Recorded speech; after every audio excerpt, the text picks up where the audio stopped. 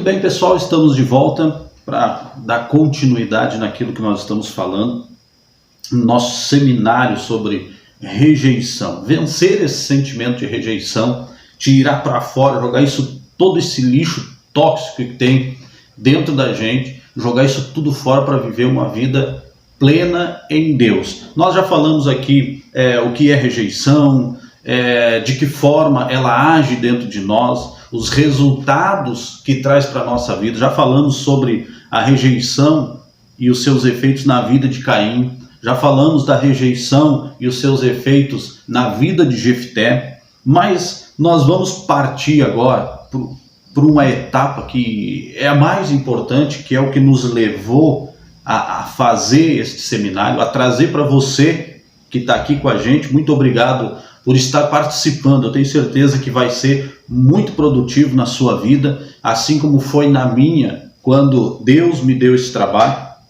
Tenho certeza que muita coisa boa vai acontecer na sua vida e você também vai poder ajudar muitas outras pessoas. Muitas outras pessoas serão alcançadas por essa palavra através de você. Quem sabe você não passou por essa questão de rejeição, não passou na infância, não passou em nenhum momento, mas você conhece pessoas que sofrem com esse sentimento. Pessoas que têm uma vida de sofrimento, que não conseguem romper algumas áreas na sua vida por causa desse sentimento. Nós vamos partir agora para falar qual a solução, o que fazer, de que forma fazer, qual é o remédio, qual é a receita, né? E não existe uma receita de bolo, não existe uma receita pronta, não existe, mas existem algumas coisas. Primeiro, decidir superar essas coisas.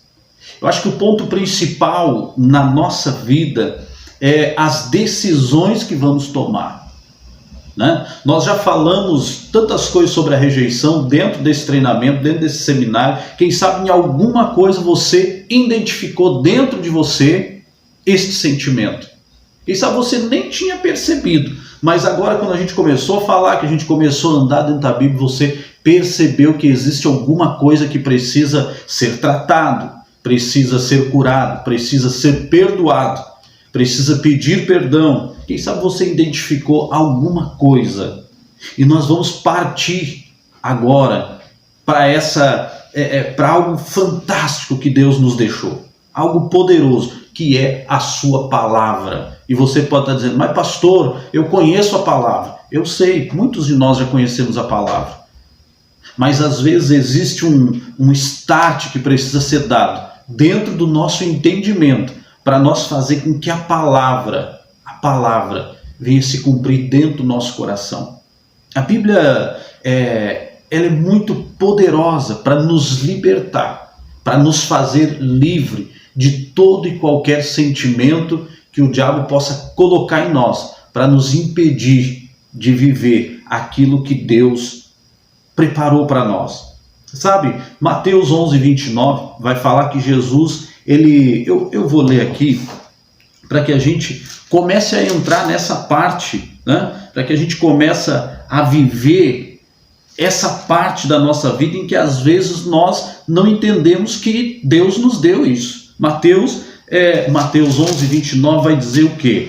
O que a Bíblia diz, Mateus 11:29? Vou achar aqui para a gente ler junto. Mateus 11:29 diz assim: tomai sobre vós o meu jugo e aprendei de mim. Olha só, tomai sobre vós o meu jugo e aprendei de mim, que sou manso e humilde de coração. Gente, eu quero parar um pouquinho só para a gente refletir sobre isso, né? E o versículo 30 diz assim, ó, porque o meu jugo é suave e o meu fardo é leve. E aí eu quero chamar a sua atenção. O próprio Jesus está dizendo assim, ó, o meu fardo é leve. O meu fardo é suave. E quantos de nós temos vivido com um fardo pesado, né?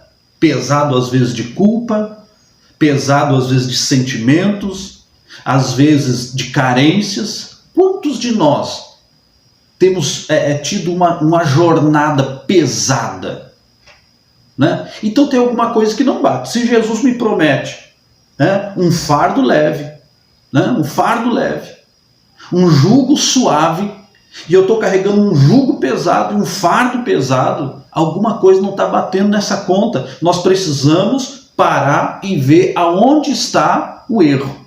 Onde é que foi que eu perdi essa parte de viver as coisas suave que Jesus preparou para mim?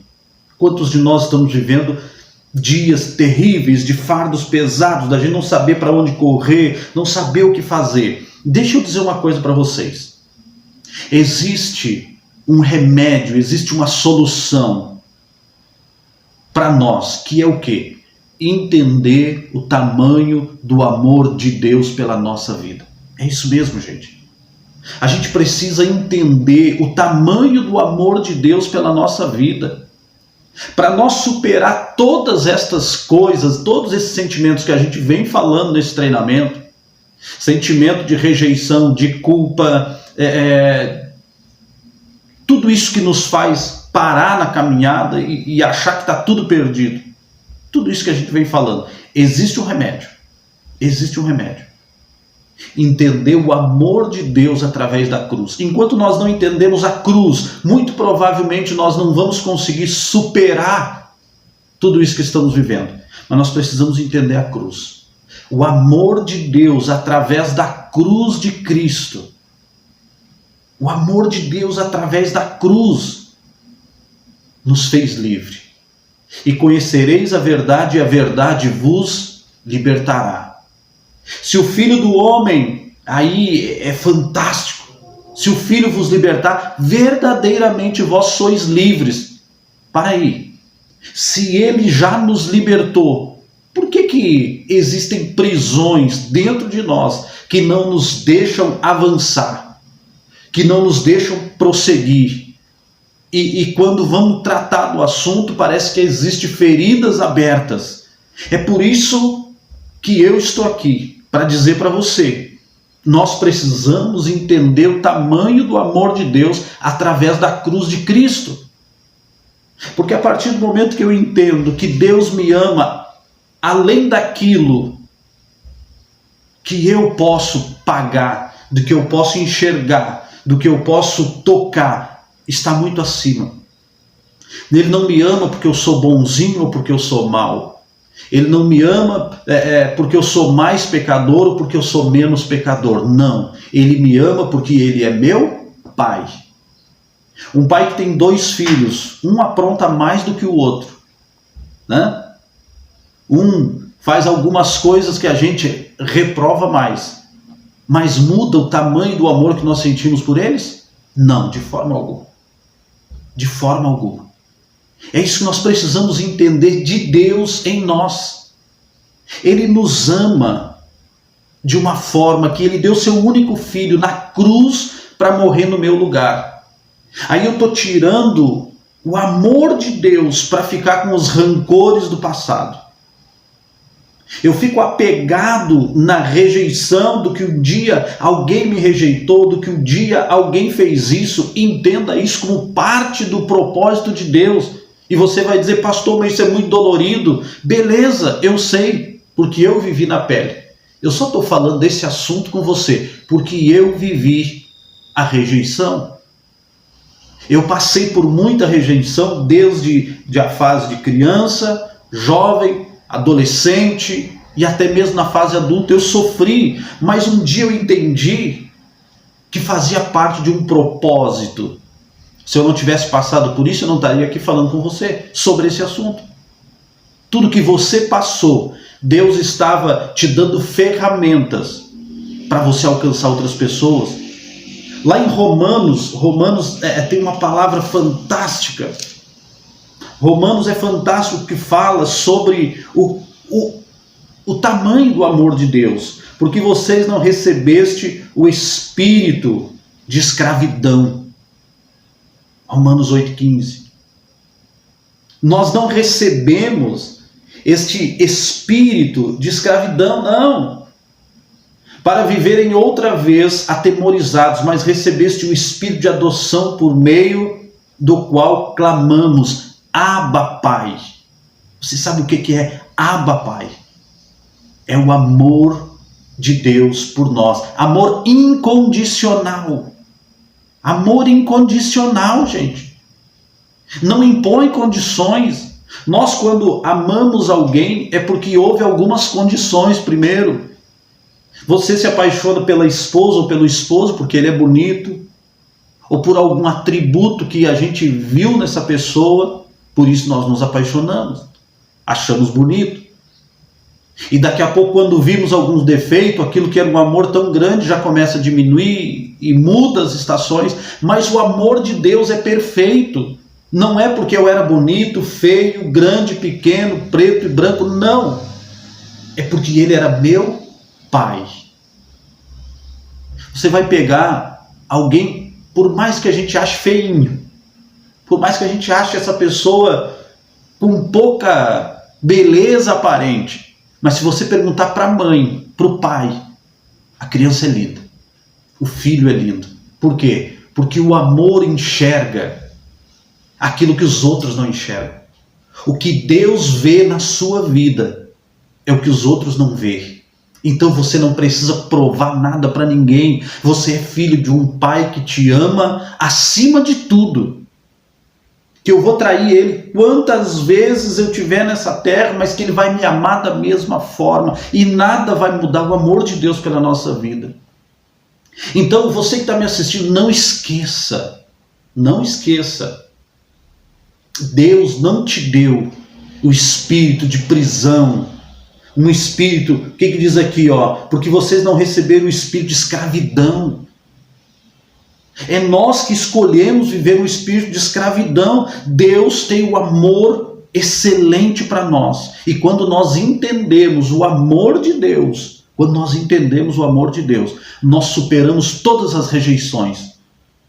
E eu quero terminar aqui, quero terminar esse bloco aqui, falando de uma coisa.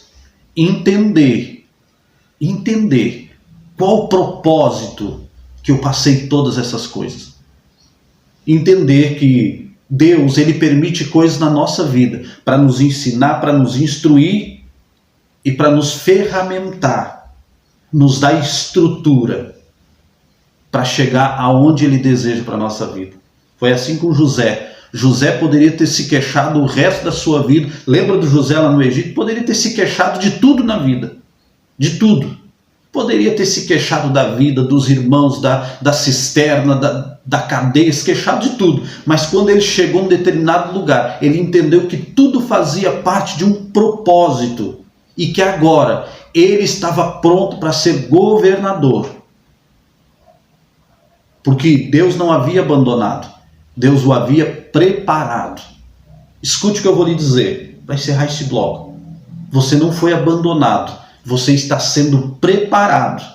Então não se agarre no passado.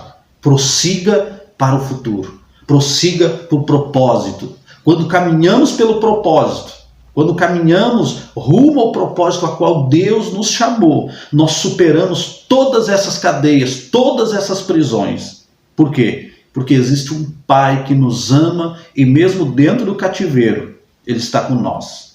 Amém? Próximo bloco, vamos falar algo muito importante sobre o que nós vamos deixar para a próxima geração.